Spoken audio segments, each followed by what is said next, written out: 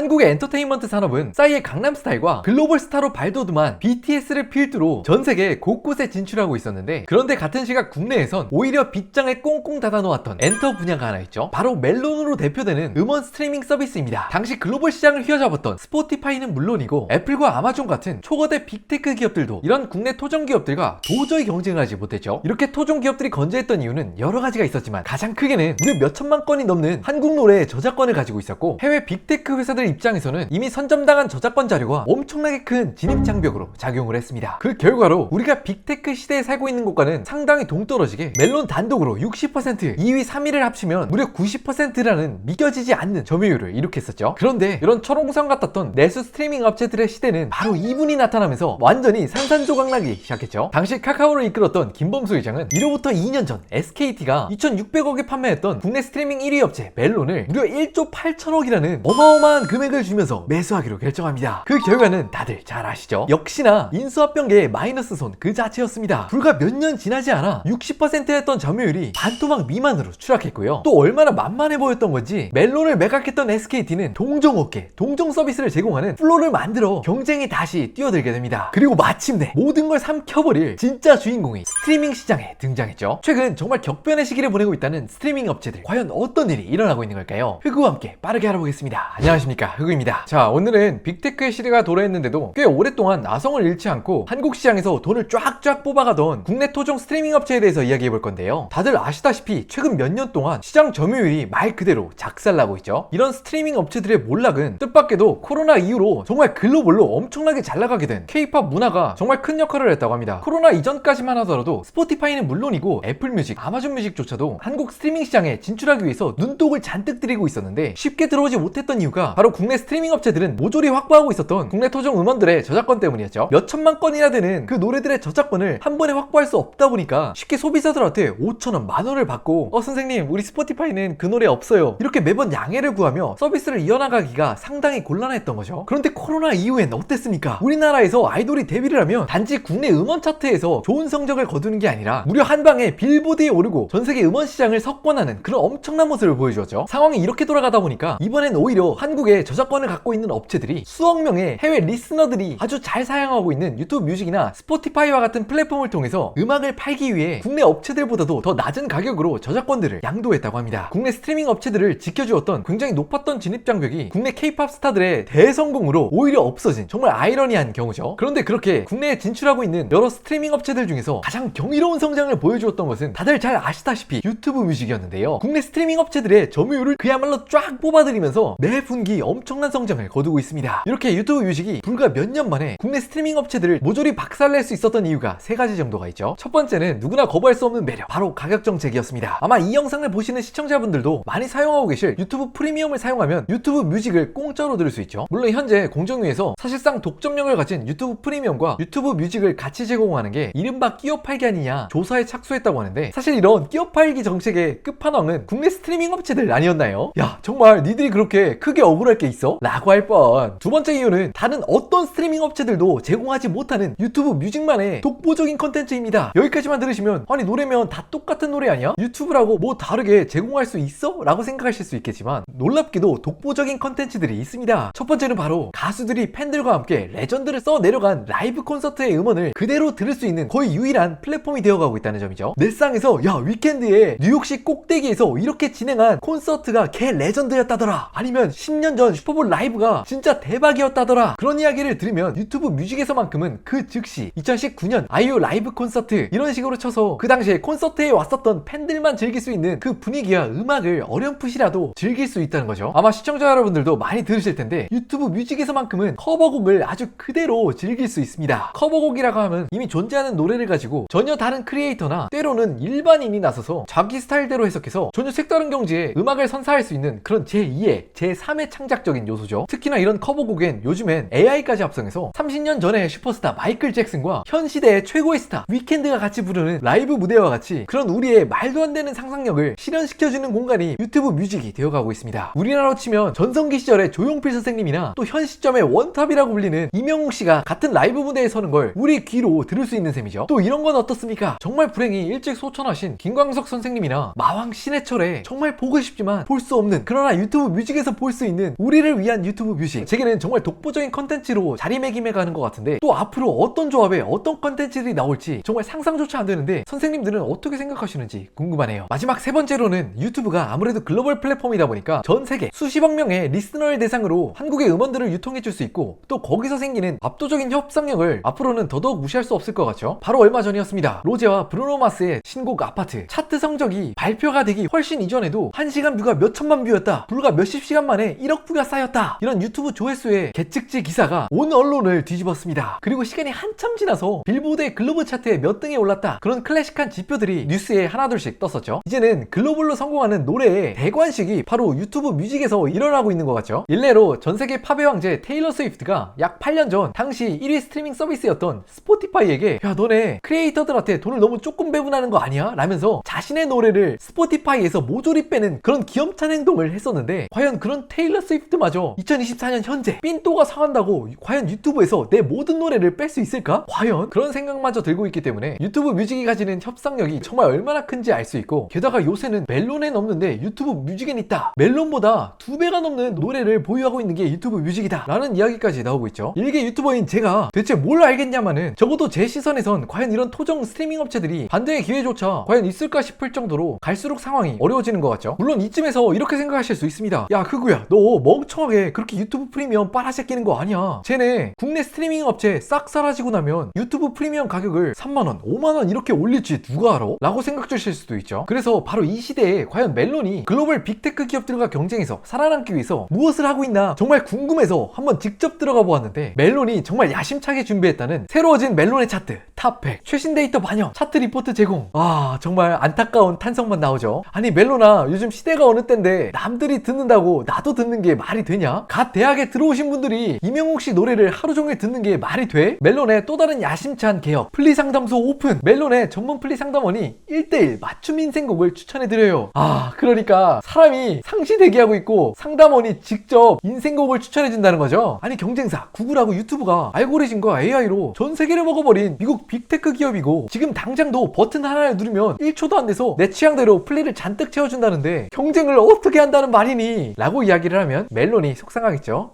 저 그렇게 나쁜 사람 아닙니다. 그래 멜론아 열심히 하고 잘 되고 안 되고는 하늘이 정하는 거니까 한번 열심히 경쟁해보자. 근데 진짜 열심히 해야 될 것 같지? 마지막으로 유튜브 뮤직에 대해 조그만 이야기를 덧붙여보자면, 유튜브 뮤직 시대가 되면서 끼어 팔기 아니냐, 독과점 아니냐 라는 비판 어린 이야기들도 많이 제기되고 있지만, 불과 5년 전 10년 전만 하더라도 국내 음원 시장에 이렇게 휴대폰 몇백 개, 몇천 개를 하루 종일 스트리밍 조작을 돌려서 특정 팬덤이나 아니면 또 소속사에서 공정 경쟁이 아니라 강제로 차트 순위를 올리고 또 소비자들이 그걸 들어야만 하는 상황이 해마다 연출되었었는데, 일개 소비자 입장에서 유튜브 뮤직이 나오면서 그런 이야기들이 싹 사라진 것 같아서 그런 면에서의 순기능이 있지 않나 하는 생각이 듭니다. 오늘은 국내에서 급속도로 힘을 잃고 있는 토종 스트리밍 기업들과 유튜브 뮤직에 대한 이야기를 했는데요. 당연히 제가 이야기한 내용 중 빠뜨렸거나 혹은 틀린 내용이 있을 수 있습니다. 그런 내용이 있다면 하단의 댓글을 통해서 꼭 남겨주세요. 그런 선생님들의 소중한 의견을 저와 또 시청자 여러분들께서 매번 즐겁게 듣고 있습니다. 또 하단에 구독하기 버튼을 눌러주시면 앞으로도 흥미로운 소재를 영상으로 만들어 인사드릴 수 있도록 하겠습니다.